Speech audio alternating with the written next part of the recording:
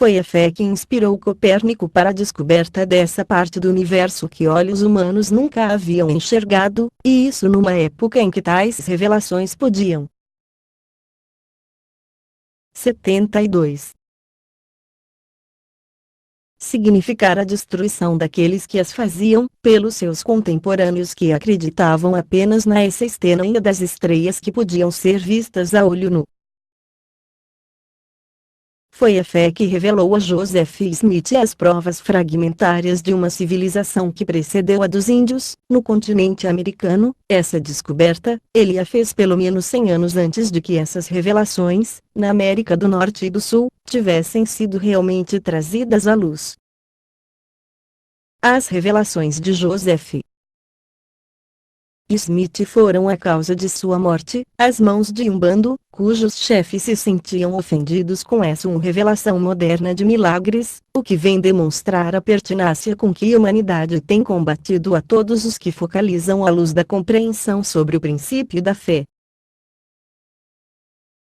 Foi a fé que tornou possível a regra de ouro de Nash, transformar um fracasso comercial num brilhante exemplo de triunfo por meio do simples processo de lidar com os seus cécios e com o público a quem servia, na base da regra de ouro preconizada por Cristo, há quase 2000 anos. Arthur Nash voltou-se para o princípio da fé, depois de ter visto fracassar todos os outros princípios experimentados pelos negociantes modernos. Continuando a seguir o mesmo princípio até o fim da sua vida, fez uma grande fortuna, sem falar no grande e proveitoso exemplo que legou ao mundo.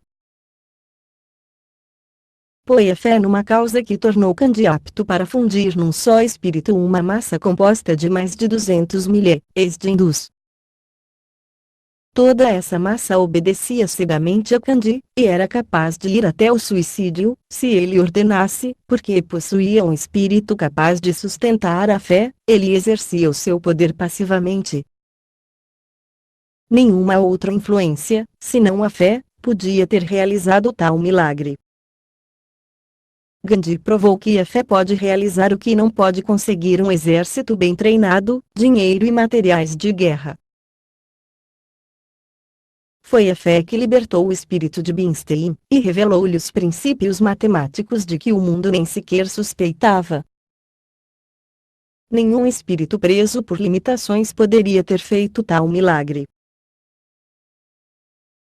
Foi a fé que sustentou, George Washington e o levou à vitória conquanto lutasse contra forças físicas muito superiores às suas. Tinha uma espécie de fé que nascera do seu amor pela liberdade do povo. O princípio profundo conhecido por fé está à disposição de todos, no mundo. Quando a nossa vida é cheia de limitações, de misérias e necessidades, é porque não chegamos à compreensão de que no nosso próprio espírito há um laboratório com todo o aparelhamento para engendrar a energia da fé. Julgando-se as possibilidades do futuro e as realizações do passado, os milagres ainda a revelar são em número infinitamente superior ao dos que foram revelados no passado. Ainda não foi revelado qual será o nosso destino, ó. O mundo passa por uma experiência que exige muitas formas de ajustamento das relações humanas. Os verdadeiros dirigentes, durante esse período, são os que tiveram grande capacidade de fé. Não há lugar, no programa do futuro imediato, para os vacilantes ou para os que acreditam que os milagres pertencem às eras passadas, quando tudo vivia. 73. Imerso em mistérios impenetráveis. Os milagres do futuro serão revelados pela ciência. As pesquisas levadas a efeito, no campo da ciência, já fizeram revelações incomparáveis a quaisquer que tenham sido feitas no passado. O mundo transformado, resultante do colapso econômico americano de 1929, proporcionou uma farta-messe de oportunidades para todos os que estão preparados para fazer um uso prático desses milagres recentemente descobertos. Lição 4. O hábito da economia. Querer é poder. O homem é uma combinação de carne, osso, sangue, cabelo e células nervosas. É com esse material de construção que ele modela, por meio da lei do hábito, a sua personalidade. Todo mundo sabe que economizar dinheiro é uma das coisas essenciais para o triunfo, mas a grande pergunta que se faz à maioria dos que não economizam é a seguinte: como poderei fazer isso? A economia é apenas uma questão de hábito. É verdade que o homem, por meio dessa lei, forma sua personalidade. Por meio da repetição, qualquer ato cumprido por nós, algumas vezes, se torna um hábito, e a meu te parece então não ser mais do que uma massa de forças estimuladoras, originando-se dos nossos hábitos diários. Uma vez fixado na mente, o hábito impele voluntariamente o indivíduo à ação. Os oradores chegaram à conclusão de que o fato de contar repetidas vezes uma história baseada em pura ficção, faz entrar em ação a lei do hábito, e logo esquecem se a história é verdadeira ou não. As barreiras de limitação construídas pelo hábito. Se fecharmos a mente à ideia de que a nossa capacidade de ganhar dinheiro se limita a uma certa quantia, nunca chegaremos a ganhar mais do que isso, aceitaremos a limitação e, muito em breve, nos sentiremos mergulhados no medo da pobreza, as oportunidades não nos baterão mais à porta, a nossa sentença foi lavrada, a nossa sorte decidida. 74. A formação do hábito da economia não significa a limitação da faculdade de ganhar dinheiro, significa justamente o contrário, isto é, que se aplicará a lei de modo a não somente conservar o que se ganha, de uma maneira sistemática, como também a colocar na nossa frente oportunidades maiores, dando-nos visão, confiança em nós mesmos, imaginação, entusiasmo, iniciativa e autonomia, para aumentar a nossa capacidade de ganhar dinheiro. Por meio da lei do hábito, a pessoa fixa na mente o propósito do seu objetivo definido, da maneira descrita na segunda lição, até que ele fique implantado de modo firme e permanente. Esse processo destruirá a consciência da pobreza, que será substituída pela consciência da prosperidade. Começa então a exigir prosperidade, a esperá-la e a preparar-se para recebê-la em sala sabiamente, abrindo assim o caminho para o estabelecimento do hábito da economia. Segundo, tendo dessa maneira aumentado a capacidade de ganhar dinheiro, fará novo uso da lei, estabelecendo por meio de uma declaração escrita o seu objetivo principal definido, para pôr de lado uma determinada quantia. Assim, quando o salário aumentar, a economia crescerá na mesma proporção, exigindo de si um aumento da capacidade para ganhar dinheiro e, por outro lado, separando sistematicamente uma quantia certa do seu ganho, dentro em pouco chegará à eliminação de todas as limitações imaginárias do seu espírito e terá aberto o caminho para a independência financeira. Nada mais fácil de conseguir. Fazendo aplicação da lei em sentido contrário, deixando que o medo da pobreza se apodere da nossa mente, cedo teremos reduzido a nossa capacidade de ganhar dinheiro, a ponto de não podermos ganhar sequer o suficiente para fazer frente às nossas próprias necessidades. Os editores de jornais podiam criar um verdadeiro pânico, dentro de uma semana, bastando para isso encher as suas colunas de notícias acerca de falências comerciais, a despeito da pequena proporção de casos desse gênero. As ondas de crime são em grande parte produto do sensacionalismo jornalístico. Um simples assassinato, quando explorado pelos jornais, por meio de títulos escandalosos, basta para iniciar uma onda regular de crimes análogos em várias localidades, depois que os jornais publicaram histórias de aplicação de injeções misteriosas, casos idênticos apareceram em várias localidades dos Estados Unidos. Todos nós somos vítimas dos nossos hábitos, seja qual for a nossa situação na vida. Qualquer ideia deliberadamente fixada na mente, ou qualquer ideia que emitamos se fixe na nossa mente como resultado da sugestão do ambiente, da influência de associados, etc., nos levará certamente a praticar atos de acordo. 75. Forme alguém o hábito de pensar e falar em prosperidade e abundância, e muito em breve evidências materiais começarão a manifestar-se sob a forma de novas oportunidades, mais amplas e inesperadas.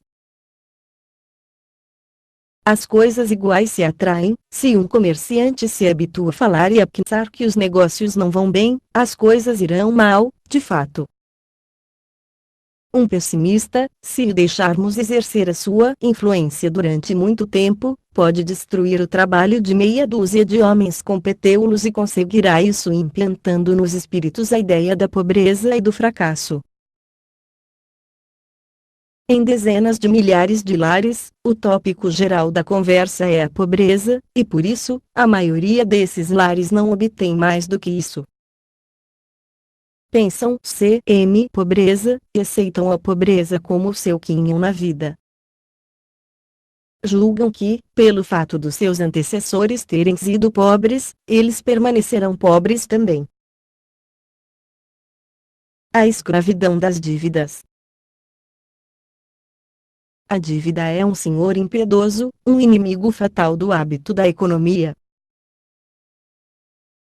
A pobreza, por si só, é suficiente para matar a ambição e destruir a autoconfiança e a esperança.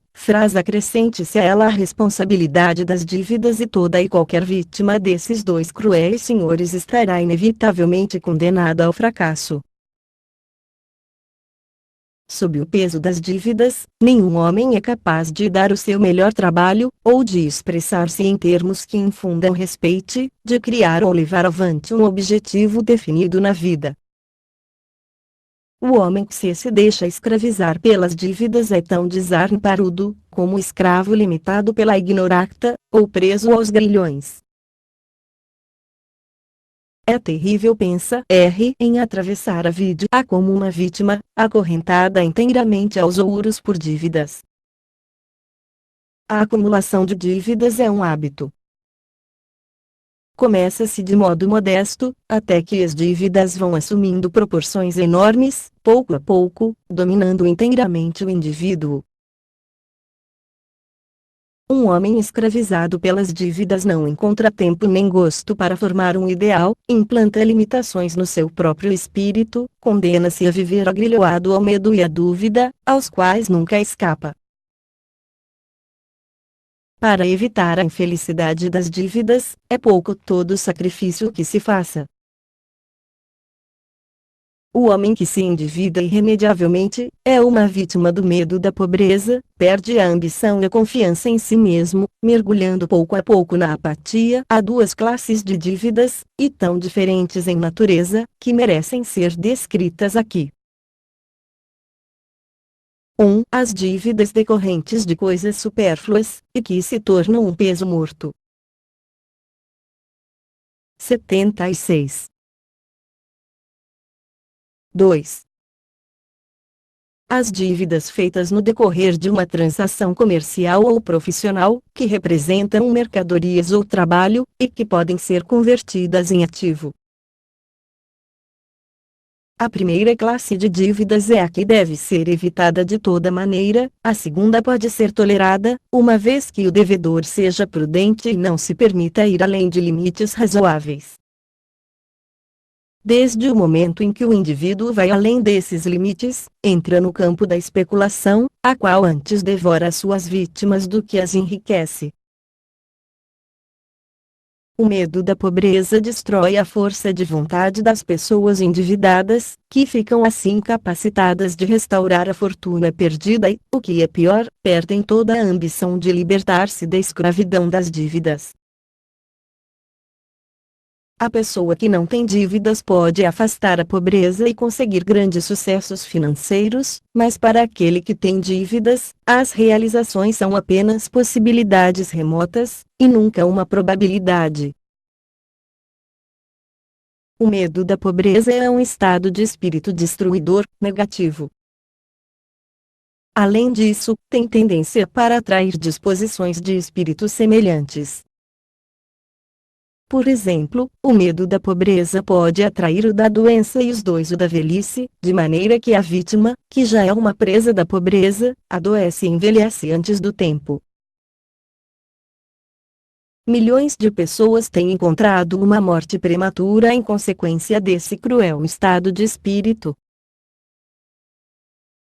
Como dominar o medo da pobreza? Para se ver livre do medo da pobreza, o indivíduo que tem dívidas precisa tomar duas decisões.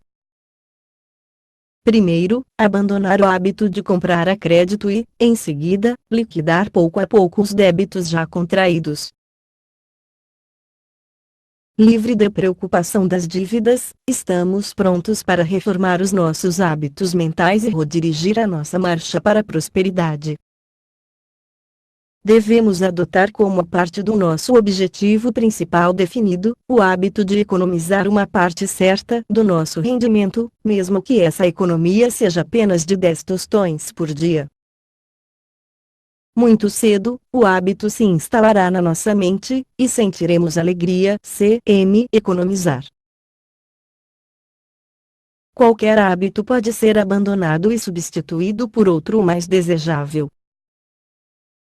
O hábito de gastar deve ser substituído pelo de economizar, pois isso contribuirá para que se alcance independência financeira. Não basta porém libertar-se de um hábito indesejável, pois hábitos assim têm acentuada tendência para reaparecer, a menos que sejam substituídos por outros de natureza diferente. A perda de um hábito qualquer deixa um vazio na mente, e esse vazio precisa ser preenchido com outra forma de hábito, pois do contrário o velho ocupante retornará, e reclamará o seu posto. 77. O homem pobre está à mercê do que nem tem dinheiro. É isso um fato, seja qual for a habilidade que se possua, a educação que se tenha ou o talento natural de que se seja dotado. Não há pois meio de escapar ao fato de que a maioria das pessoas nos julgará em grande parte pela conta corrente que tivermos no banco, quem quer que sejamos. Ao encontrar o Mieslanho, a primeira pergunta que ocorre à maioria das pessoas é a seguinte: será rico? Quanto possui? Se a pessoa tem dinheiro, é bem recebida em todos os lares e casas homeroiais, e as oportunidades não lhe faltarão. Todas as atenções lhe são prestadas, é um príncipe, como tal, tem direito às melhores coisas da terra. Mas, se é uma pessoa mal trajada, com as solas dos sapatos gastas, a roupa área arrotada, o colarinho sujo, e demonstra claramente sinais de pobreza, ai dele, porque a multidão lhe pisará nos pés, e lançará no seu rosto a fumaça do desrespeito. Estas afirmativas não são muito agradáveis, mas possuem uma virtude: exprimem a verdade. A tendência para julgar as pessoas pelo dinheiro que possuem, ou pelo poder de controlar o dinheiro, não é confinada apenas a uma classe da sociedade. Todos nós temos um pouquinho dela, quer reconheçamos ou não o fato. Muitas vezes, acontece que um homem trilhe por muito tempo a estrada do triunfo, e, a primeira que dá, nunca mais se levanta apenas porque não possui dinheiro para as horas de emergência. O número de falências por ano, devido à falta de capital reserva para as emergências, é realmente assombroso.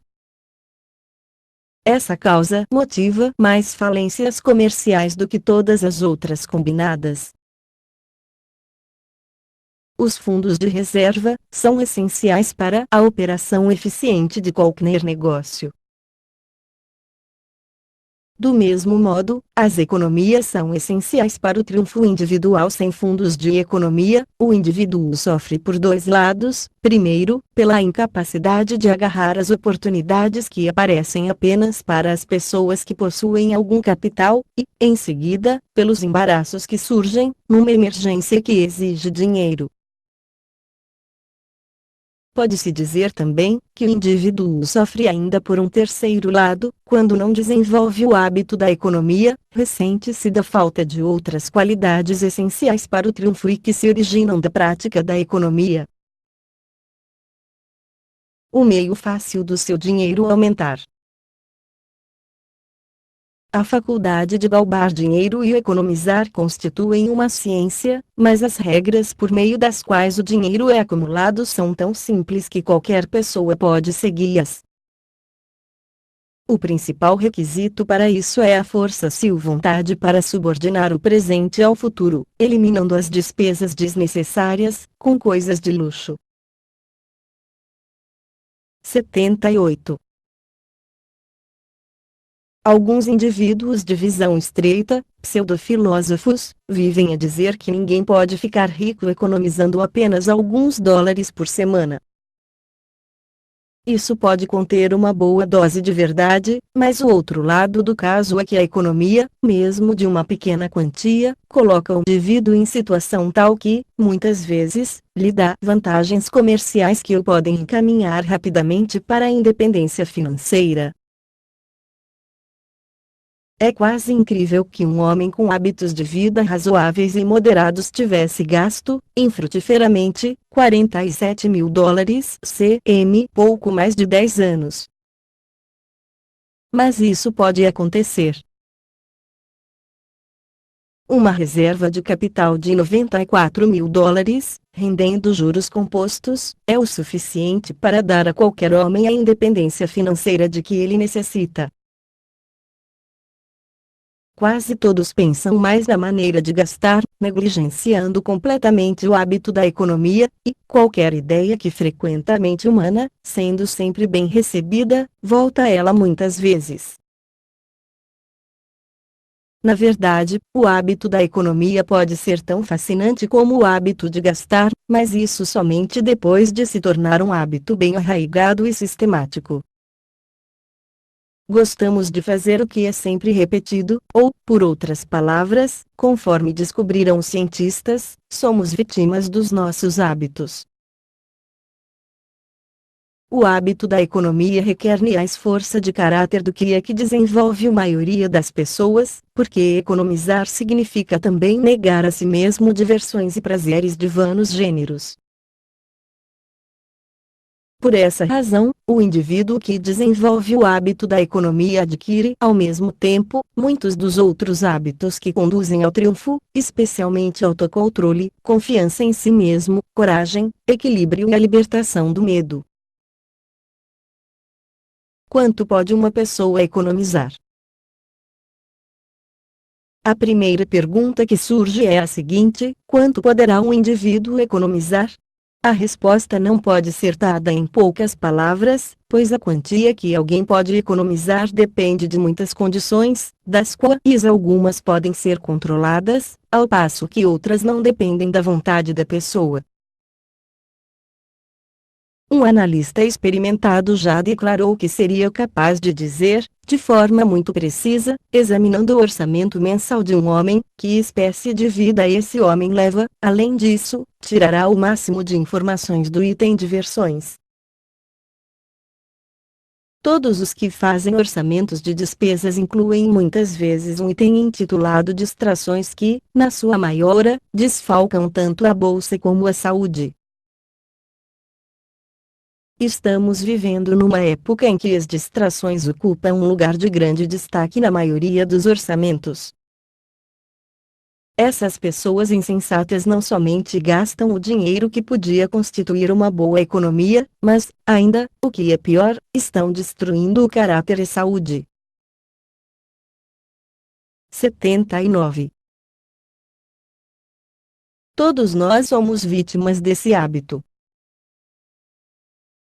Infelizmente, quase todos nós somos criados por pais que não possuem a menor noção da psicologia de tal hábito. Inconsciente da falta que comete, a maioria dos pais auxilia o desenvolvimento do hábito de gastar, tolerando as despesas e esquecendo-se completamente de iniciar os filhos na prática da economia. Os hábitos da primeira infância nos acompanham sem por toda a vida. Feliz é, pois, a criança cujos pais têm a visão e a compreensão do hábito da economia, como construtor de caráter o implantam desde cedo no espírito de seus filhos. É com trema um exercício que produz excelentes resultados. Desse a qualquer homem $100 com os quais ele não conte. Que fará ele? Começará logo por cogitar sobre o modo de gastar o dinheiro. Uma infinidade de coisas de que não precisa lhe surgirão imediatamente no cérebro, mas podemos apostar, sem medo de errar, que não lhe passará pela cabeça menos que tenha o hábito da economia a ideia de abrir com essa quantia uma conta corrente num banco ou caixa econômica. Para abrir uma conta corrente num banco ou caixa econômica e passar a depositar nela, regularmente, uma parte do rendimento de que se dispõe, é necessário ter grande força de caráter, determinação e energia. Há uma regra por meio da qual todo homem pode determinar, mesmo com antecedência, se desfrutará ou não independência financeira, coisa tão desejada por todos, e essa regra nada tem a ver com o rendimento da pessoa. Essa regra é a seguinte: se alguém seguir sistematicamente o hábito de economizar uma percentagem certa de todo o dinheiro que ganha ou recebe de outra maneira, essa pessoa pode estar certa de que alcançará uma situação financeira independente. Porém, se nada economiza, pode ter certeza de que jamais adquirirá independência financeira, seja qual for a renda de que possa dispor. Começaremos pela história completa de um homem que, segundo as suas próprias palavras, conseguiu ganhar $1 milhão em publicidade, e agora nada possui. Ganhei $1 milhão e hoje não possuo um cêntimo. Conquanto seja difícil e mesmo humilhante confessar em público uma falta notável, que transtornou por completo a minha vida, resolvi fazer essa confissão, pelo bem que daí pode advir para outros. Farei, pois, uma confissão completa da maneira como deixei escorregar pelos dedos todo o dinheiro que ganhei, quantia que se aproximava de $1 milhão. Consegui esse dinheiro com o meu trabalho no campo da publicidade, tendo também alguns milhares de dólares que economizar até os 25 anos de idade, como professor, no campo, e escrevendo artigos para jornais do interior. 80. Pode ser que $1 milhão não pareça muito dinheiro, nestes dias de milhões e até mesmo bilhões, mas, seja como for, é uma grande quantia. Se alguém tem alguma dúvida a esse respeito, tente contar $1 milhão. Por mim, procurei ter uma ideia, urna dessas noites, do tempo que gastaria para isso. Concluí que podia contar uma média de 100 por minuto. E nessa base precisaria de 20 dias, de 8 horas cada um, e mais 6 horas e 40 minutos. Como vem, a tarefa é difícil. Devo dizer, logo de início, que não me arrependo nem por um minuto de haver gasto 90% do dinheiro que ganhei. Desejar a volta desses 90%, dar-me a impressão de que teria querido negar, a minha família e amigos, inúmeros prazeres. Lastimo apenas ter gasto todo o meu dinheiro, e mais algum. Se eu tivesse hoje os 10% que podia ter facilmente economizado, teria 100 mil dólares empregados de maneira útil, e não teria dívidas. Se tivesse esse dinheiro, sentir-me-ia rico. E não tenho dúvidas quanto a isso, pois nunca ambicionei acumular dinheiro com o fim de vê-lo empilhado. As aulas e as correspondências para jornais me trouxeram alguns cuidados e responsabilidades, que enfrentei de maneira otimista. Casei-me aos 21 anos, com absoluta aprovação das duas famílias, as quais acreditavam piamente na doutrina pregada por Edward Beecher, de que os casamentos de jovens são os bons. Exatamente um mês depois do meu casamento, meu pai morreu em circunstâncias trágicas, foi asfixiado pelo gás. Fora educador durante toda a sua vida e um dos melhores educadores, mas não juntara dinheiro. Com o seu desaparecimento, compreendemos que devíamos permanecer unidos e prosseguir de qualquer maneira. Minha esposa e eu ficamos, pois, morando com minha mãe e minha única irmã. Minha mãe, que era uma mulher de inteligência excepcional, ajudara meu pai na escola, até a época do meu nascimento, resolveu tomar como pensionistas um casal conhecido, velhos amigos da família. Minha mãe era perita na arte culinária e os seus quitutes eram famosos na redondeza. Mais tarde duas senhoras conhecidas vieram também te morar conosco, de modo que a nossa renda aumentou. Minha irmã tomou a seu cargo uma classe de jardim de infância, que funcionava no salão de nossa casa. Minha esposa contribuía por sua parte, costurando e consertando toda a roupa da casa. Vivemos assim dias felizes. Ninguém em casa era desperdiçado ou tinha tendências para a extravagância, exceto eu próprio, que sempre tivera uma certa inclinação para ser um tanto liberal, em matéria de dinheiro. 81. Quando nasceu o meu primeiro filho, um menino, todos pensamos que as portas do céu se haviam aberto para nós. Os pais de minha mulher, que tomavam o mais sincero interesse por nós, estavam sempre prontos para nos auxiliar, sentiram-se igualmente felizes com o nascimento do primeiro neto. Meu cunhado, muito mais velho do que minha mulher, e solteirão, não podia a princípio compreender a alegria de todos nós, porém, mesmo ele, dentro em pouco, começou a rodear o pequeno e a fazer-lhe festas. A que ponto um bebê transforma uma casa? Intercalo tais detalhes na minha história apenas para acentuar a maneira como vivemos naqueles primeiros tempos. Eu não tinha oportunidade para gastar muito, e contudo sentia-me tão feliz como nunca me havia sentido. O mais estranho em tudo isso é que a experiência daquele dias não me ensinou o valor do dinheiro. Se houve algum dia uma pessoa que tivesse tido uma lição prática para guiá-lo no futuro, essa pessoa fui eu de certo. Mas deixem-me contar-lhes de que maneira me afetou essa experiência prematura. O nascimento de meu filho trouxe-me inspiração para ganhar mais do que ganhava ensinando e escrevendo artigos para jornais. Não queria dar à minha mulher, à minha mãe e à minha irmã a impressão de que continuariam indefinidamente a contribuir para manter a casa. Porque deveria um homem como eu, forte e sadio como sempre fui e com uma certa compactade para ganhar dinheiro, contentar-se sendo um simples raio da roda, em vez de ser a roda inteira? Por que não proveria inteiramente as necessidades da família?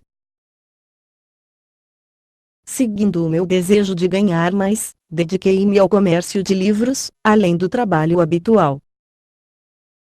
Finalmente abandonei o ensino e concentrei-me nas duas outras atividades. O meu negócio de livros levou-me um dia a Bridgetown, New Jersey. Foi ali que comecei realmente a ganhar dinheiro. Precisava estar sempre fora de casa, mas o sacrifício era bem compensado, pois os lucros eram animadores. Ganhei em algumas semanas o dinheiro necessário para enviar à família uma quantia maior do que a que lhe fornecera durante um ano inteiro, com o trabalho na escola e os artigos para jornais. Depois de firmar-me na zona de Bridgeton, interessei-me por um jornal daquela cidade, o Morning Star. Pareceu-me que o editor do jornal precisava de um auxiliar. Procurei-o, e disse-lhe isso. Ele me respondeu: por Deus, rapaz, como poderei contratá-lo se não ganho bastante para viver? É justamente por isso que o procuro, disse-lhe eu. Creio que juntos poderemos transformar o Star, fazer dele um jornal triunfante. Vou dizer-lhe o que pretendo fazer: trabalharei para o senhor durante uma semana, à razão de $1 por dia. No fim da semana, se tiver feito bons negócios, o senhor passará a dar-me $3 por dia, e se as coisas continuarem bem, na terceira semana, pagar-me a $6, e assim por diante, até que o jornal renda o bastante, para que o senhor me possa pagar $50 semanalmente. O editor concordou com a minha proposta. Ao fim de 2 meses eu recebia $50 por semana, o que, naquela época, era considerado um grande salário. 82. Compreendi então que começava a ganhar dinheiro, mas se desejava tanto dinheiro, era apenas para dar conforto à minha família. $50 por semana representavam 4 vezes mais do que eu ganhava antes. Meu trabalho no Star abrangia redação de editoriais, reportagens, redação e negócios de anúncios que davam muito resultado, revisão de provas e cobranças. Trabalhava sem parar durante toda a semana, mas não me sentia fatigado, pois era forte. Além disso, o trabalho me interessava. Fazia também correspondências para o New York Sun, o Philadelphia Record, e o Trenton Times, de New Jersey, o que me dava uma média de $150 mensais, pois se tratava de uma boa região para jornais. O Star deu-me uma lição que moldou finalmente o curso da minha vida. Compreendi que ganharia muito mais como agente de publicidade do que escrevendo para jornais. Os anúncios constituem um negócio lucrativo. Consegui um anúncio no Star, sobre a indústria de ostras em New Jersey. Esse anúncio rendeu $3.000 e o diretor dividiu o dinheiro comigo. Eu nunca tinha visto uma soma tão grande. $1.500. 25% mais do que ganhei em 2 anos, na escola e em outros trabalhos. Mas, economizei esse dinheiro, ou ao menos uma parcela dele? Não. Que usufruí dele? Com esse dinheiro poderia proporcionar tantos prazeres à minha esposa, meu filho, minha mãe e minha irmã, que o gastei mais facilmente do que o ganhara. Mas não teria sido mesmo que jogar o dinheiro fora, num dia de chuva. Meu trabalho em Bridgeton atraiu a atenção de Otto Anderson, correspondente do Philadelphia Record em New Jersey. Hudson era dessa espécie de jornalistas cujo maior prazer na vida consiste em auxiliar os outros. Disse-me ele que eu devia procurar colocar-me numa grande cidade. E prometeu que arranjaria para mim um emprego em Filadélfia. E cumpriu a promessa. Transportei-me com minha mulher e meu filho para Germantown. Ali fui encarregado da secção de publicidade do semanário Germantown Gazette. A princípio, não ganhei tanto como em Bridgeton, pois tive de abandonar as correspondências para jornais. Esta secção estava a cargo de outros correspondentes. Mas dentro em pouco eu ganhava 25% a mais. A Agudo Gazette precisou triplicar o seu tamanho, para incluir todos os anúncios, e eu recebi um aumento substancial no meu salário. Além disso, passei a fazer a crônica social do Philadelphia Press, edição de domingo. Bradford Merrill, redator-chefe desse jornal, hoje diretor de um dos mais importantes jornais de Nova York, designou-me uma vasta zona de ação. Eu tinha de fazer reportagens todas as noites, exceto aos sábados. Pagavam-me $5 a coluna. Mas eu fazia uma média de 7 colunas, todos os domingos, que me proporcionava $35 extraordinários. 83. Era mais dinheiro para gastar, e gastei-o. Não tinha a menor noção sobre a maneira de fazer um orçamento de despesas. O dinheiro entrava e saía. Eu não tinha tempo ou pensava que não tinha para vigiar as minhas despesas. Um ano mais tarde fui convidado para fazer parte da secção de publicidade do Philadelphia Press, o que era uma grande oportunidade para um rapaz. Eu adquiri a grande prática sob a direção de William L. Ucklea, então proprietário do Philadelphia Evening Bulletin. Conservava ainda o meu lugar de cronista social de maneira que ganhava mais ou menos o mesmo que em Germantown. Porém o meu trabalho não tardou a despertar a atenção de Jan Silverson, editor do antigo Saturday Night and Golden Days, que acabara justamente de adquirir o Philadelphia Inquirer. Ofereceram-me a gerência do serviço de publicidade, que aceitei. Isso significava um grande aumento no meu salário. E logo depois minha família aumentou, com o nascimento de uma filha.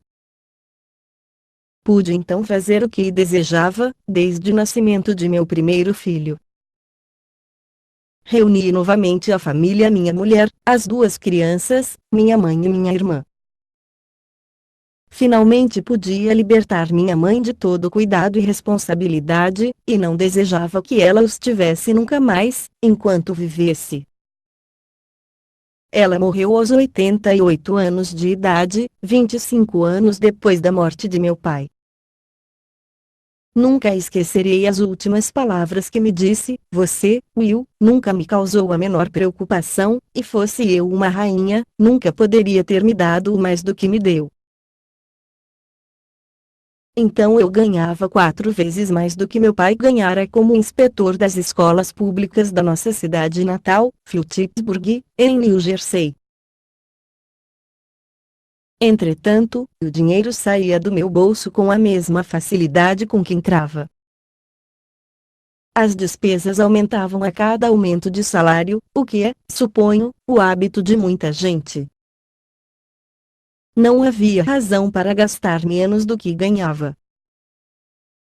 O resultado é que em breve vi-me empilhando dívidas e, desde então, nunca mais deixei de dever.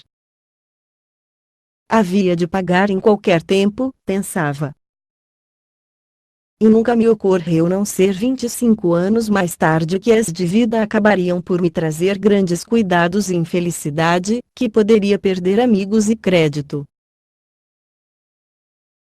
Numa coisa, contudo, devo fazer-me justiça: gastava demais, porém nunca me descuidei do meu trabalho. Sempre procurava mais trabalho para fazer, e sempre o encontrava. Passava muito pouco tempo em casa. Ia jantar todas as noites, brincava com as crianças até a hora de irem para a cama, voltava ao escritório e continuava a trabalhar.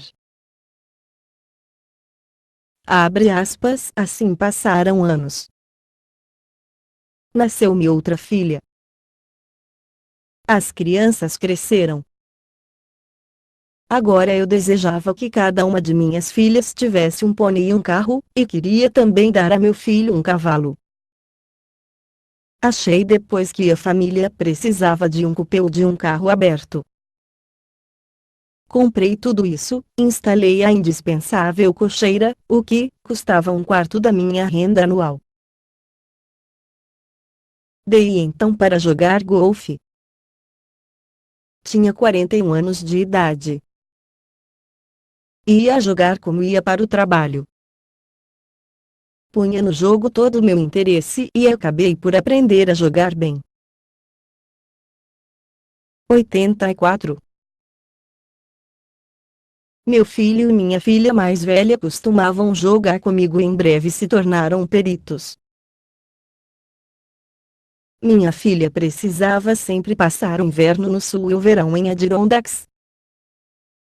Mas, em vez de mandá-la com a mãe, sozinha, eu achava que os outros dois deviam ir também.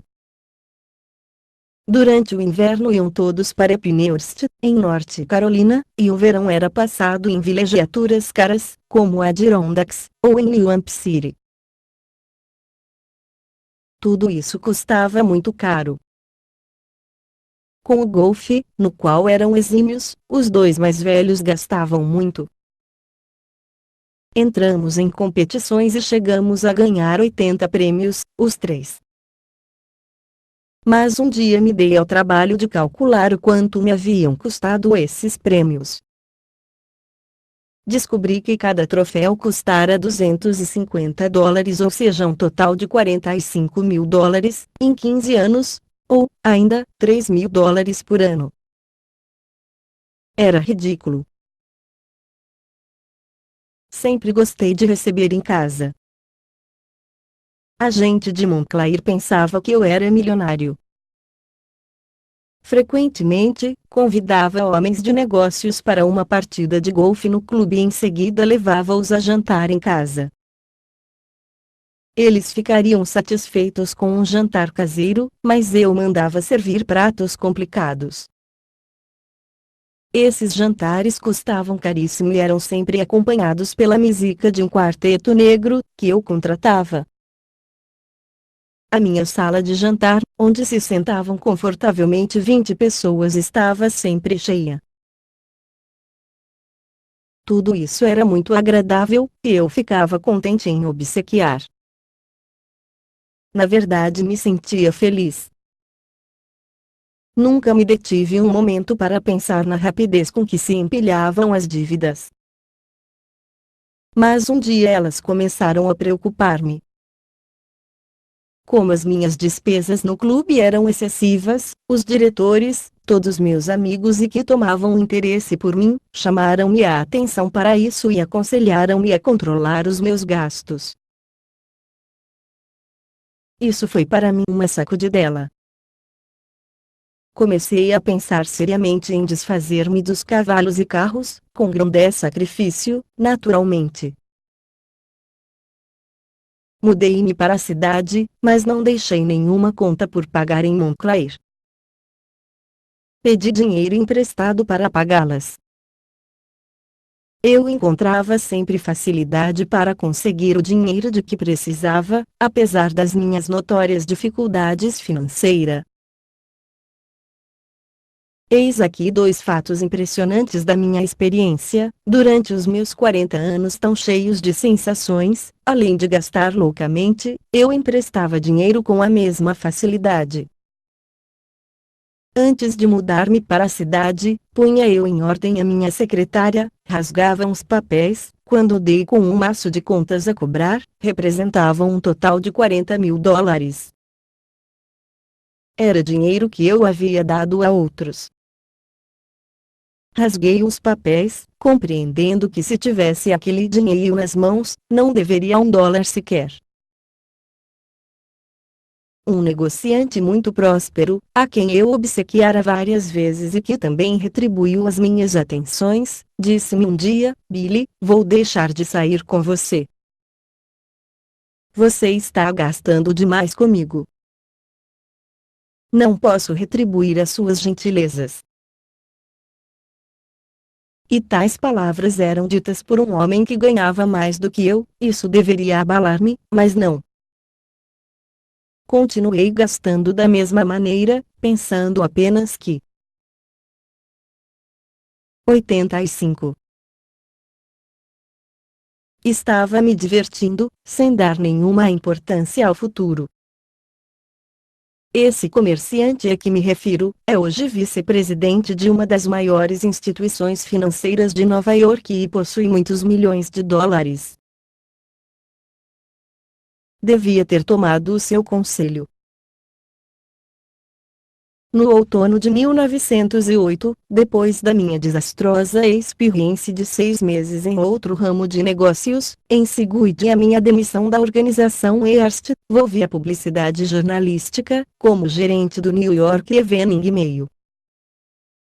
Conhecera em Filadélfia o seu proprietário e diretor, Henry L. Stoddard, que era então correspondente político.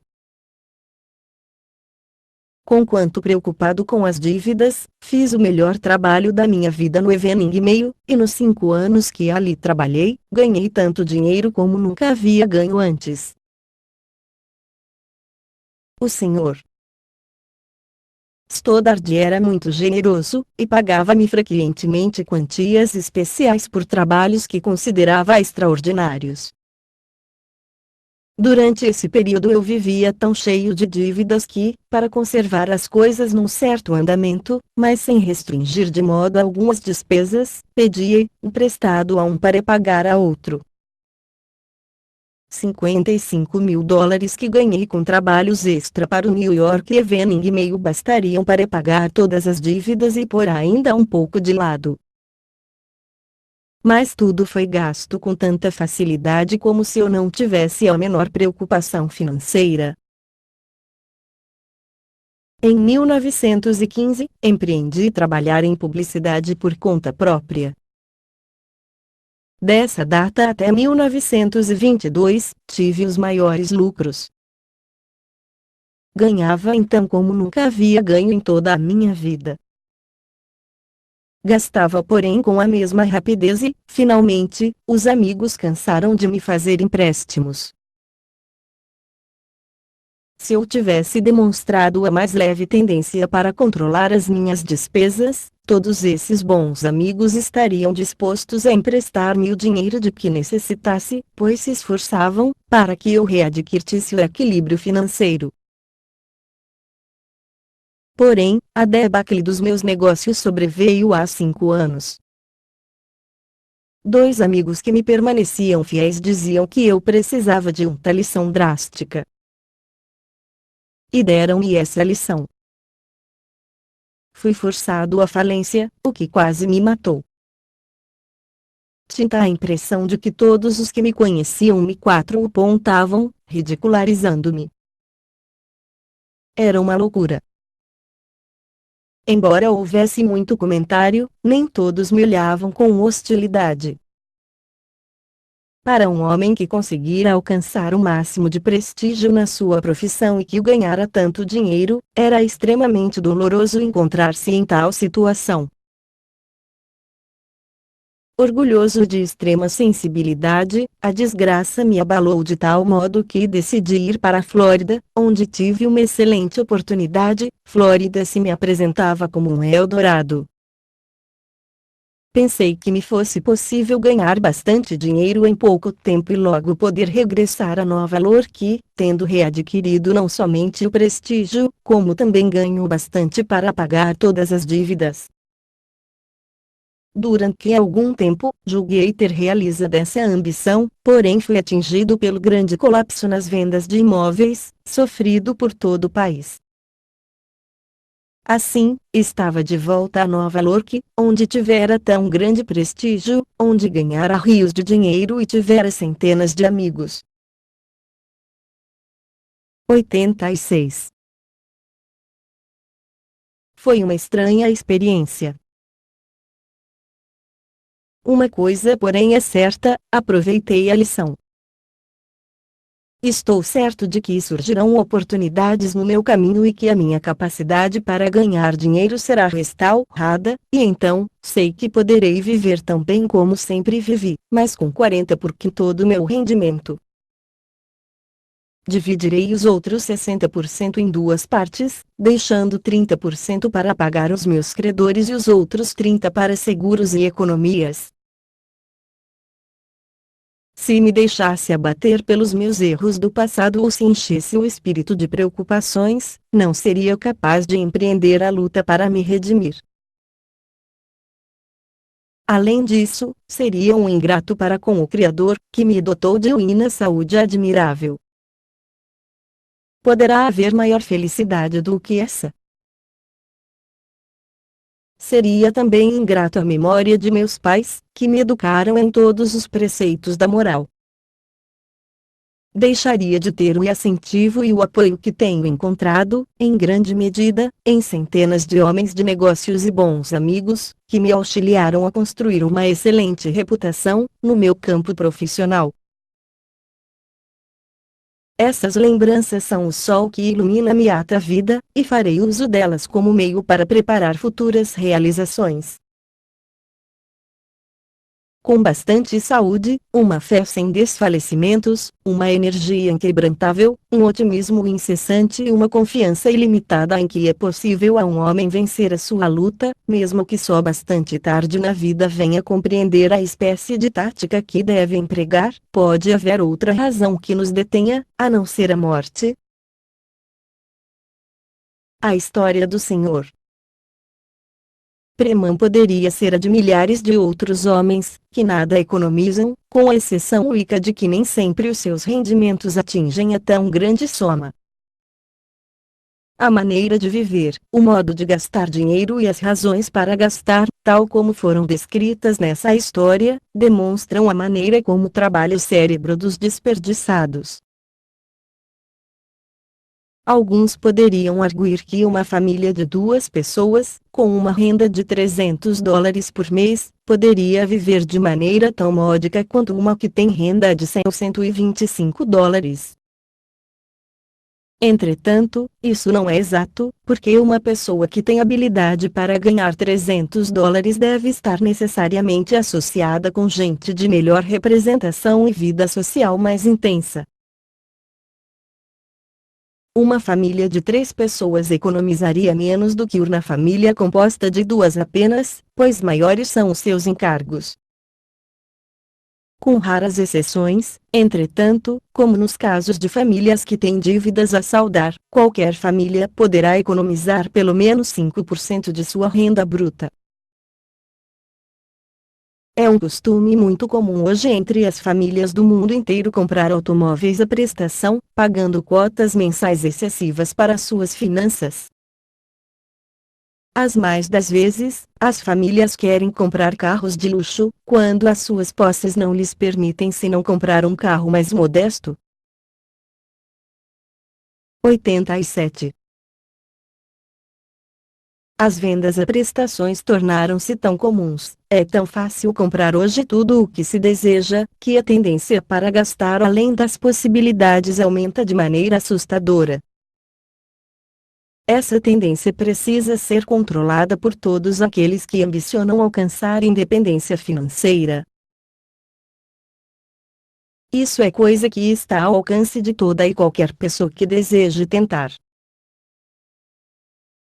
Não há virtude alguma em querer igualar o passo com o do vizinho, quando isso significa sacrifício do hábito de economizar uma quantia determinada do rendimento. Afinal de contas, é muito melhor ser considerado às vezes um pouco atrasado do que passar toda a juventude e a idade madura sem economizar, e chegar à velhice sem ter adquirido o hábito da economia sistemática. É com trema melhor fazer sacrifícios na mocidade do que ser obrigado a fazê-los mais tarde, como acontece com todos os que se descuidaram de desenvolver o hábito da economia.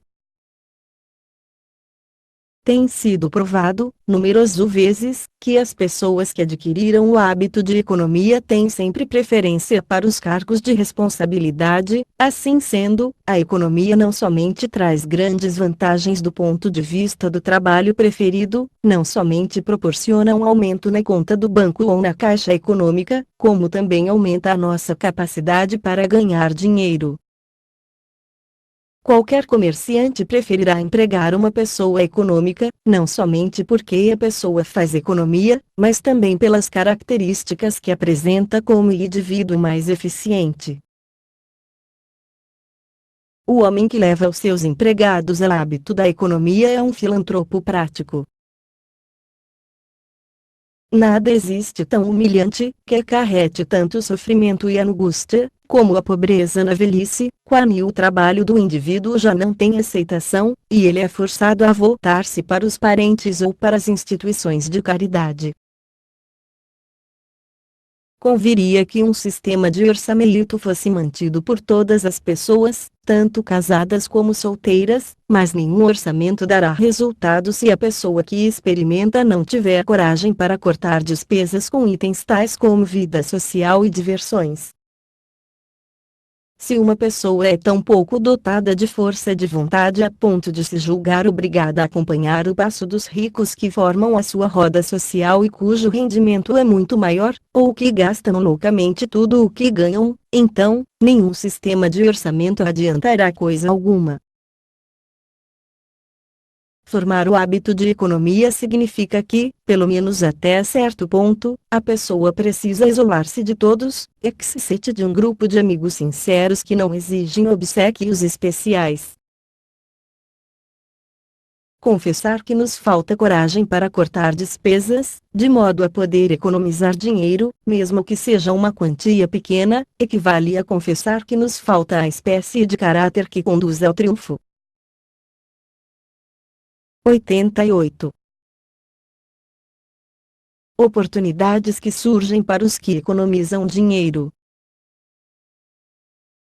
Há alguns anos, veio para Filadélfia, procedente de um distrito agrícola de Pensilvânia, um homem que foi trabalhar numa tipografia. Um dos seus companheiros possuía algumas ações de uma companhia de empréstimos e construções e tinha o hábito de economizar $5 por semana, por meio dessa companhia. Esse rapaz, influenciado pelo companheiro, abriu uma caderneta na referida firma. No fim de cedilha 3 anos, havia economizado $900.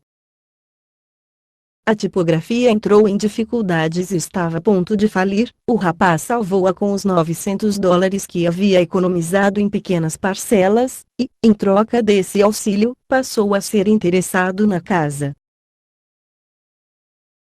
Estabelecendo assim um sistema de economias, ajudou a tipografia a pagar todas as dívidas e hoje os seus interesses na casa lhe dão um lucro de cerca de $25.000 por ano. Essa oportunidade nunca lhe teria surgido, ou pelo menos ele nunca poderia tê-la aproveitado, se não tivesse adquirido o hábito de economizar. Quando o automóvel Ford estava ainda em processo de aperfeiçoamento, no início da sua existência, Henry Ford necessitou de capital para promover a fabricação e a venda dos seus carros. Procurou alguns amigos que tinham economizado alguns milhares de dólares, entre os quais se encontrava o senador Cousins. Esses amigos o apoiaram, emprestando-lhe alguns milhares de dólares e, mais tarde, receberam milhões de lucro. Quando Howard iniciou o seu plano de lojas americanas, não tinha capital, mas voltou-se para amigos que tinham economiza 4 da maneira mais rigorosa e com grandes sacrifícios. Esses amigos lhe forneceram algum dinheiro e receberam mais tarde centenas de milhares de dólares. Van Heusen concebeu a ideia de fabricar um colarinho que não tivesse os inconvenientes do colarinho duro, mas que não fosse também inteiramente mole. Sua ideia era ótima, mas ele não possuía capital, não tinha um cêntimo para levá-la avante. Voltou-se para amigos que tinham algumas centenas de dólares, e os colarinhos Van Heusen enriqueceram a todos. Os fundadores do estabelecimento El Produto Cigar tinham pouco capital. O único dinheiro que possuíam era o pouco que haviam economizado como fabricantes de charutos. Tinham uma boa ideia, e sabiam fazer um ótimo charuto, mas a sua ideia teria morrido ao nascer, se eles não tivessem aquelas parcas economias. Com elas lançaram a marca de charuto e alguns anos depois venderam o estabelecimento American Tobacco Company, por $8 milhões. Assim, podemos estar certos de que todas as grandes fortunas tiveram o seu início num hábito bem desenvolvido de fazer economia. 89. John O. Rockefeller era um guarda-livros comum. Concebeu a ideia de desenvolver a indústria do petróleo, que ainda não havia merecido atenção. Necessitava de capital para isso, e como tinha o hábito de economizar, provando assim que podia zelar pelos capitais alheios, não encontrou dificuldades para conseguir emprestado o dinheiro de que precisava.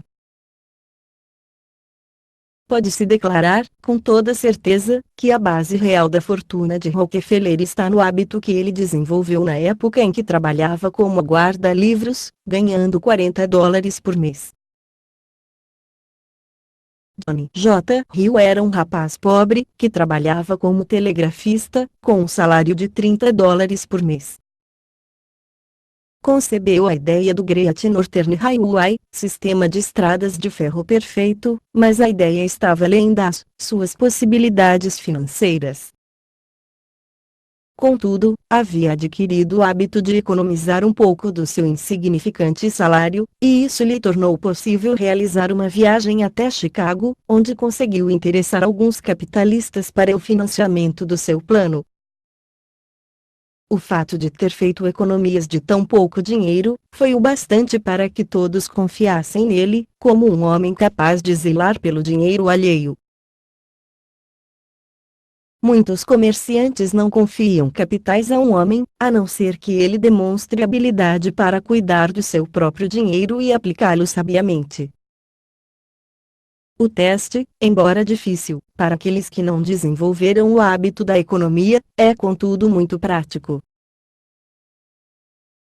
Um rapaz que trabalhava numa impressora em Chicago, quis um dia abrir uma tipografia e negociar por conta própria. Dirigiu-se ao gerente de uma fábrica de tipos e comunicou-lhe o seu desejo, dizendo-lhe que precisava de um crédito para adquirir uma impressora, alguns tipos e um pequeno equipamento.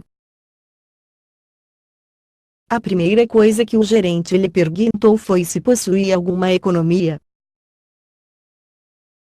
Possuía, sim. Do seu salário de $30 por semana, economizava metade, isso havia 4 anos. Conseguiu o crédito pedido. Mais tarde, obteve uma extensão de crédito e é hoje o proprietário de uma das mais importantes impressoras de Chicago. Chama-se George B. Williams, e muito conhecido do autor deste curso. O falecido J. P. Morgan disse uma vez que emprestaria mais facilmente $1 milhão a um homem de caráter íntegro que tivesse o hábito de economizar, do que $1.000 a um indivíduo sem caráter, que fosse estroina. De um modo geral, é esta a atitude de todas as pessoas para com os homens que sabem economizar dinheiro. Acontece muitas vezes que pequenas economias não superiores a $200 ou $300 são suficientes para pôr o indivíduo no caminho da independência financeira. 90. Pode parecer cruel, triste, mas o fato é que quando não se tem dinheiro e não se desenvolveu o hábito da economia, não se tem sorte, perde-se a oportunidade de ganhar dinheiro. Nunca é demais repetir, pois, que o começo de todas as fortunas, grandes ou pequenas, está na formação do hábito da economia. É com trema bem triste ver um homem de idade avançada forçado a trabalhar arduamente, até os seus últimos dias, somente por se ter descuidado de desenvolver o hábito da economia. Entretanto, milhões de homens vivem assim, no mundo inteiro. A liberdade é o que há de maior na vida. Mas não pode existir liberdade verdadeira sem um grau razoável de independência financeira. É terrível ser forçado a permanecer em determinado lugar num trabalho que talvez não nos agrada, por um certo número de horas, todos os dias, durante toda a vida. De algum modo, é o mesmo que estar numa prisão, uma vez que a liberdade de ação está sempre limitada. Na verdade, não é melhor do que estar numa prisão, sob fiança, é até mesmo pior, em certo sentido, pois um prisioneiro, pelo menos está livre da responsabilidade de prover a sua própria subsistência. O único meio de escapar a esse trabalho forçado por toda a vida é adquirir o hábito de economizar dinheiro, e perseverar nele, sejam quais forem os sacrifícios necessários para isso. Não há outro caminho para milhões de pessoas, e assim, os que seguirem este curso, não há erro em deixar de compreender o seu grande alcance. Nunca emprestes nem peças emprestado, com um empréstimo muitas vezes se perde um amigo, um empréstimo prejudica a economia, acima de tudo, sê fiel a ti mesmo e tão certo como a noite segue o dia não serás infiel a nenhum homem. 91. Lição 5ª. Iniciativa e liderança.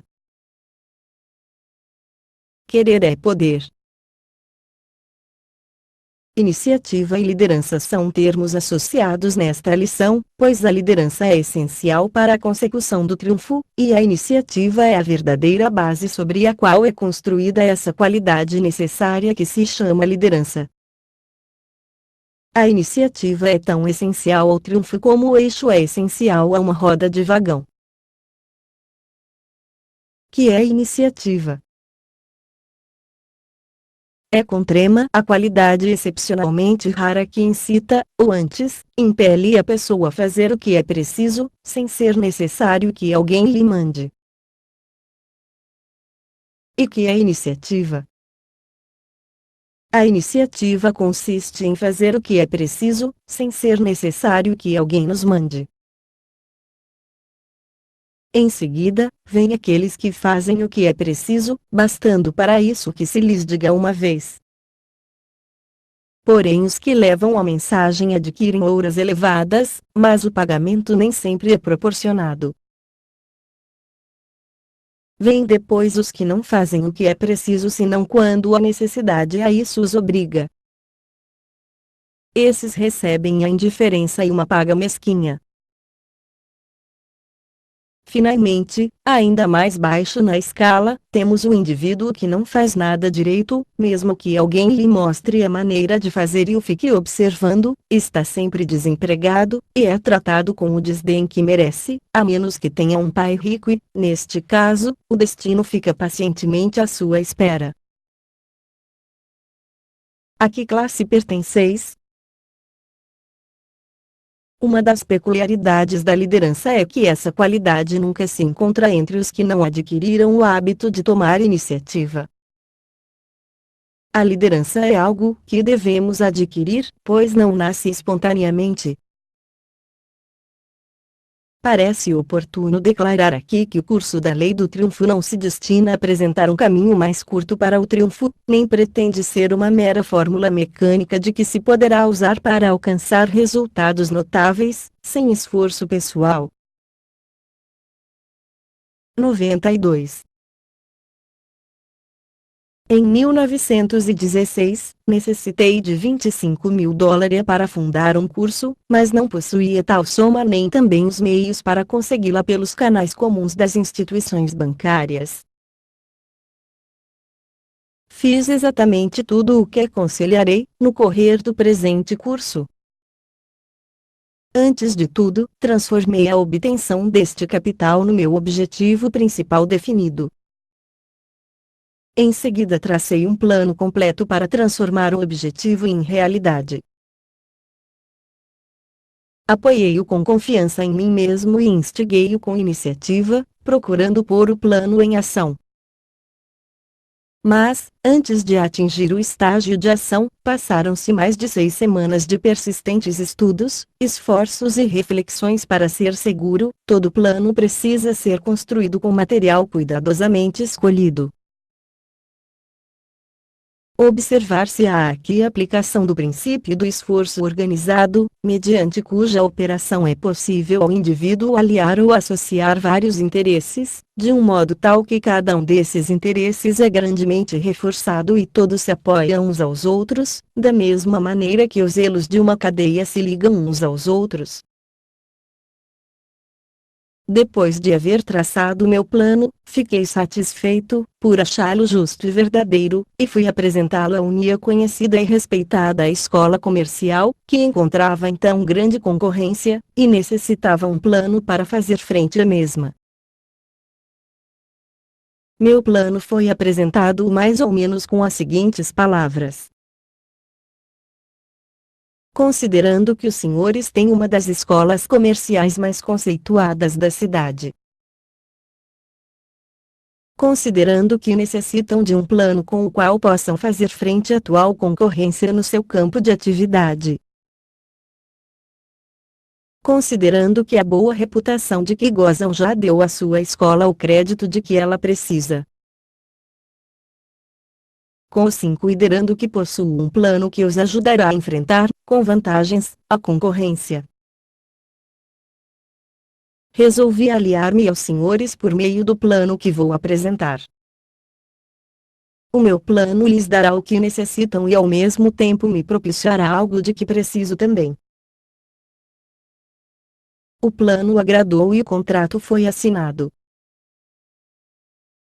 Na verdade, o novo curso não somente serviu para atrair estudantes de outros ramos de ensino, da escola, como também a renda que arrecadou foi suficiente para colocá-lo em situação de financiar todas as suas despesas, antes de fim do ano da sua fundação. Existem por aí mitos haianos por meio dos quais um desejado objetivo pode ser obtido, e muitas vezes acontece que os métodos mais usuais não são os melhores. 93. Um grande filósofo já disse um dia: a iniciativa é a chave que abre a porta da oportunidade. Delinearemos agora o plano que o leitor deve seguir para se tornar uma pessoa de iniciativa e um líder, no seu campo de ação. Primeiro, deve perder o hábito da demora, e eliminá-lo do seu material construtivo. O hábito de deixar para amanhã o que poderia ter feito ontem, é prejudicialíssimo, e nada poderemos realizar na vida, antes de nos livrarmos dele. O método por meio do qual se poderá eliminar esse hábito indesejável é baseado no princípio de psicologia muito conhecido e cientificamente provado, denominado autossugestão. Iniciativa e liderança. Tendo escolhido um objetivo principal definido, compreendo que é devido meu TRKNS formá-lo em realidade. Assim, adquirirei o hábito de realizar todos os dias uma ação definida, que me fará dar passo a mais para a consecução desse objetivo principal. Sei que a demora é um inimigo mortal de todos os que se querem tornar líderes em qualquer empreendimento, e, assim, eliminarei esse hábito minha vida, do seguinte modo. Fazendo todos os dias ao menos uma coisa definida que precisa ser feita sem que seja necessário alguém me dizer que devo fazê-la. Olhando em volta de mim todos os dias, até encontrar uma coisa que possa fazer e que seja útil para os outros, e fazê-la sem esperar pagamento. Falando pelo menos a uma pessoa, todos os dias, sobre a importância que tem o hábito de fazer o que deve ser feito, certa necessidade de que alguém ordene. Posso verificar que os músculos do corpo se tornam fortes à proporção que são usados, assim, compreendo também que o hábito da iniciativa se torna fixo na proporção em que é exercitado. Quanto mais praticar esse hábito, mais decisivo ele se tornará. Compreendo que o melhor meio para começar a desenvolver o hábito da iniciativa é empregá-lo nas pequenas coisas relacionadas com o meu trabalho diário, de maneira que irei todos os dias para ele como se o meu único intento fosse desenvolver o hábito tão necessário da iniciativa. Compreendo que pela prática do hábito de tomar a iniciativa em coisas relacionadas com a minha ocupação de todos os dias, não somente desenvolverei esse hábito, como também atrairei a atenção daqueles que darão mais valor ao trabalho, notando os meus esforços. 94. Assinado. Seja qual for a nossa ocupação, todos os dias nos encontramos diante de uma oportunidade para ser útil aos outros, independente dos nossos deveres habituais. Prestando um serviço adicional, sabemos naturalmente que não podemos esperar pagamento pelo mesmo.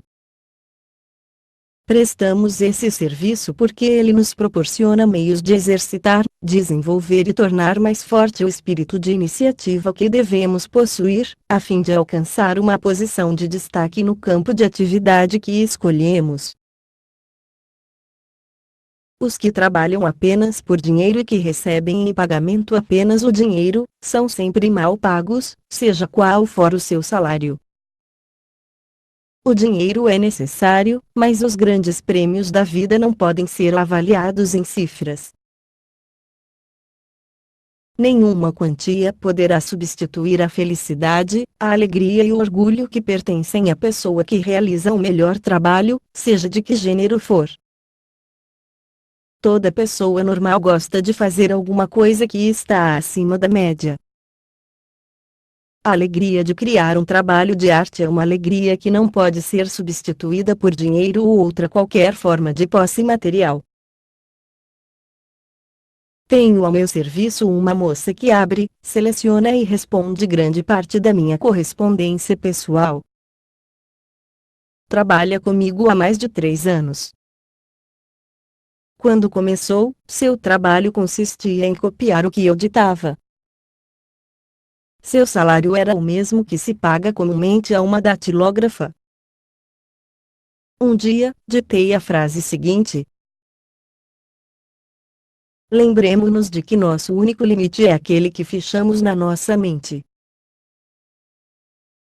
Quando entregou-me o papel datilografado, disse-me o seguinte: essa sua frase deu-me uma ideia que será de valor para o senhor e para mim. Respondi-lhe que estava satisfeito de que a frase lhe fosse útil e o incidente não chegou a impressionar-me, mas desde aquele dia, observei que produzira uma profunda impressão no espírito da moça, que desde então começou a voltar ao meu escritório depois do jantar e a fazer serviços que não eram da sua obrigação, e que não devia esperar lhe fossem pagos. Sem que ninguém mandasse, começou a colocar na minha mesa cartas que responder por mim. Estudara o meu estilo e as cartas eram como se fossem escritas por mim, e, em alguns casos, superiores conservou esse hábito até que a minha secretária particular se demitiu. Quando comecei a procurar alguém para substituir já, nada me pareceu mais natural do que convidar aquela moça para preencher a vaga. Antes que tivesse tempo de dar-lhe o posto, ela o tomou com a sua iniciativa. Minha correspondência pessoal, cartas pessoais começaram a chegar com o nome de uma nova secretária e essa secretaria era ela. Por si mesma, depois de trabalhar várias horas sem perceber extraordinários, preparou-se para o melhor posto do meu pessoal. Mas ainda não é tudo. Essa moça tornou-se tão eficiente que atraiu a atenção de outras pessoas que lhe fizeram propostas para cargos bem remunerados. Aumentei o seu salário várias vezes e hoje ela ganha 4 vezes mais que ganhava ao entrar para o meu. 95. serviço como simples estenógrafa, e, digo com franqueza, não posso mais dispensá-la pois ela se tornou uma auxiliar tão valiosa que nada posso fazer sem a sua colaboração. Isto é iniciativa, transformada em termos práticos e compreensíveis. Faltaria aos meus deveres se deixasse de chamar a atenção do leitor para outra vantagem que a iniciativa trouxe para esta moça. Desenvolveu-se nela um espírito de entusiasmo que lhe dá uma felicidade que muitas estenógrafas desconhecem. Seu trabalho não é trabalho, é um grande e interessante jogo que disputa. Mesmo chegando ao escritório antes das outras estenógrafas e permanecendo ainda 3 longas horas depois de encerrado o expediente, o seu horário é mais curto que o dos outros, pois que o trabalho não se arrasta monótono para aqueles que se sentem infelizes com ele. É fato bem conhecido que aprendemos aquilo que nos esforçamos por ensinar aos outros. Se alguém abraça determinado credo ou fé religiosa, a primeira coisa que faz é procurar conseguir prosélitos para sua crença. E na proporção exata em que consegue impressionar os outros, impressiona a si mesmo. Qualquer declaração que uma pessoa repete muitas vezes com o objetivo de impressionar os outros, acaba por impressionar a si próprio, seja ou não verdadeira essa afirmação. No lugar onde trabalhamos ou na comunidade em que vivemos, estamos em contato com outras pessoas. Empenhemo-nos, pois, em fazer de cada qual um entusiasta do desenvolvimento da iniciativa. Não nos será necessário aduzir razões para isso nem também anunciar o que estamos fazendo. Prossigamos sempre, no mesmo trabalho.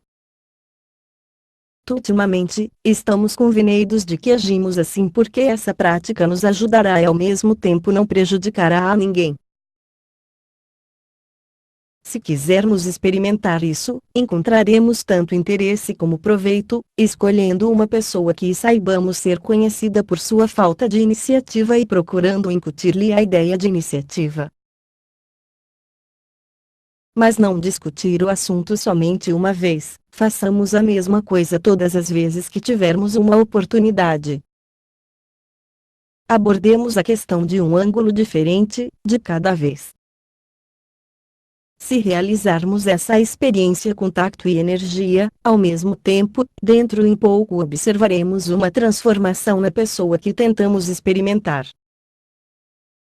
E observaremos alguma coisa muito mais importante, isto é, observaremos uma transformação em nós mesmos. Não se pode falar sobre iniciativa com outras pessoas sem desenvolver antes o desejo de praticá-la.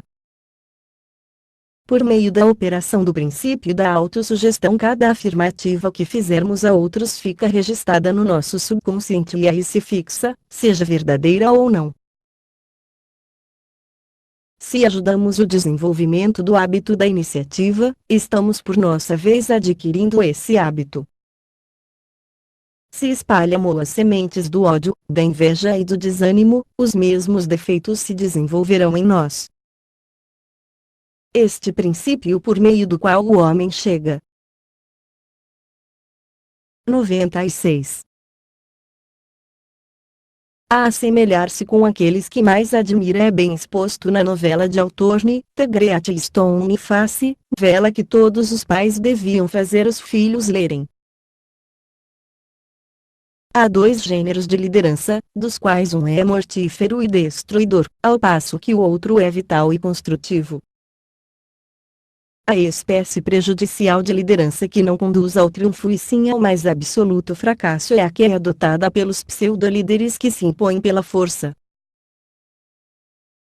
A espécie de liderança recomendada neste curso de leitura é a que conduz à autodeterminação, à liberdade, ao desenvolvimento próprio, ao esclarecimento e à justiça.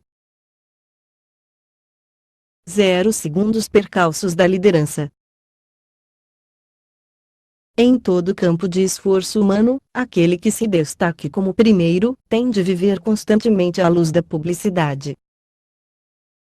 Onde quer que se encontre a liderança, sob qualquer forma, a emulação e a inveja estarão sempre em campo.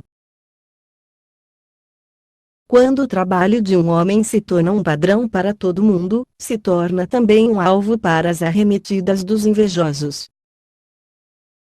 Se o seu trabalho é apenas medíocre, ninguém se importará com ele, mas se conseguir realizar uma obra-prima, 1 milhão de faladores se preocupará com ele. Muito tempo depois de realizado um grande trabalho, ainda os invejosos e desapontados continuam a gritar que não é possível realizá-lo.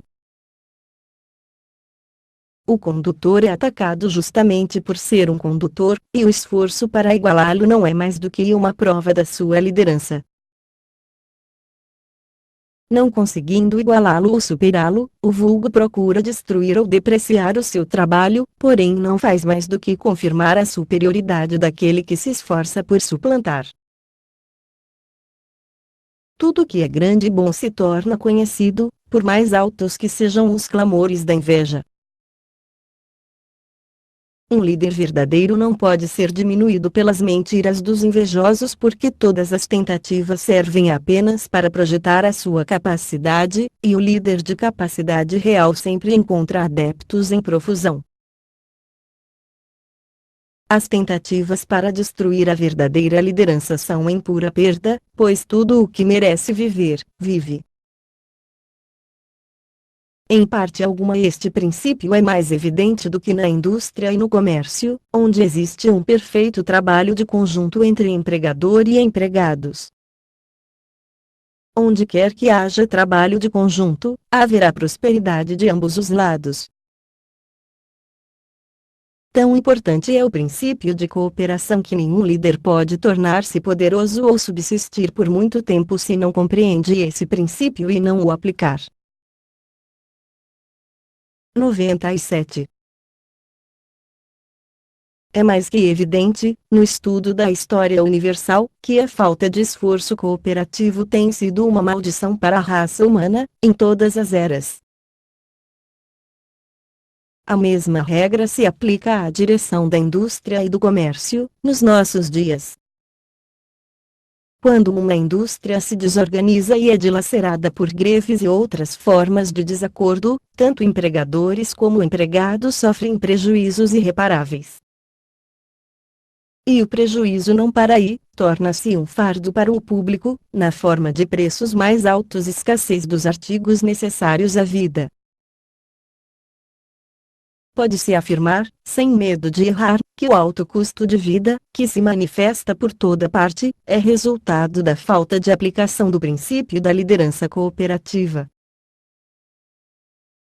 Não se pode dizer também que todos os males do mundo se limitam aos negócios do Estado e da indústria.